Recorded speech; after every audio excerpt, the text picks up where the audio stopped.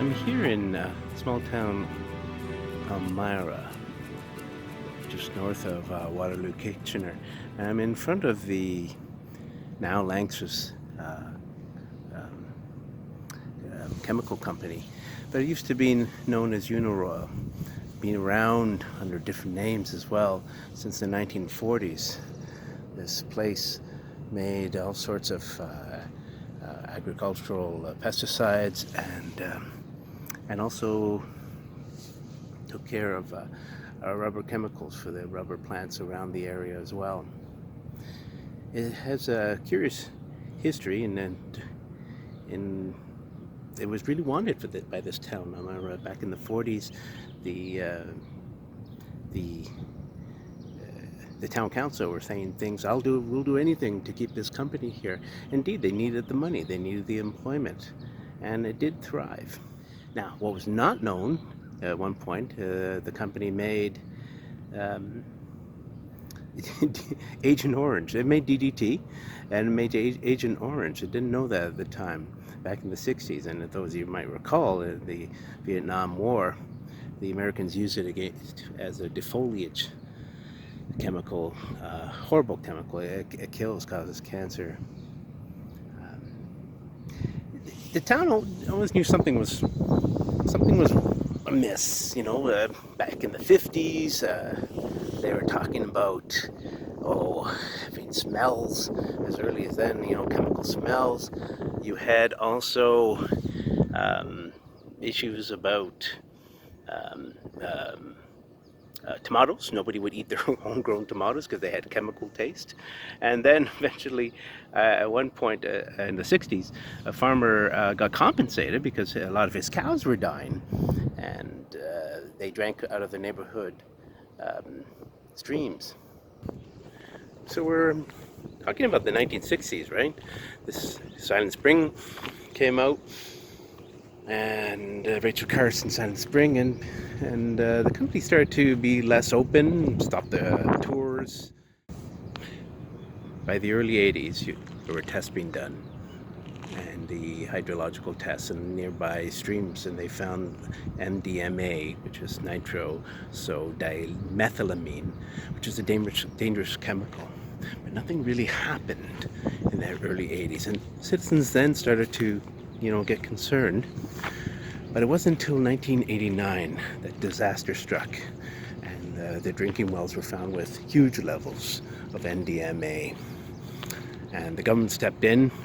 Town water was rerouted to the pipelines to Waterloo, and to this day, the people do not have local waters. They're dependent on the groundwater, on the piped-in water. The initial reaction from the company when this happens was denial, resistance, and even in some cases bullying. And the reason why this disaster happened was for improper waste disposal. It was very primitive, as some articles said. It's interesting in all this disaster, that the townsfolk were not all on board. In fact, those who were really advocating for justice were not the people who've been here for a long time. There was the people who more recently arrived. They had no allegiance to the company. In fact, they didn't depend, their livelihood didn't depend on the company. And tells you a lot about that need for jobs, need for dependence on income. And you can't blame them. They need the job. It's now under another company now, and they promised by 2028 everything will be rectified. Townsfolk are not as optimistic, you would say. Let's go to India, Bhopal, India.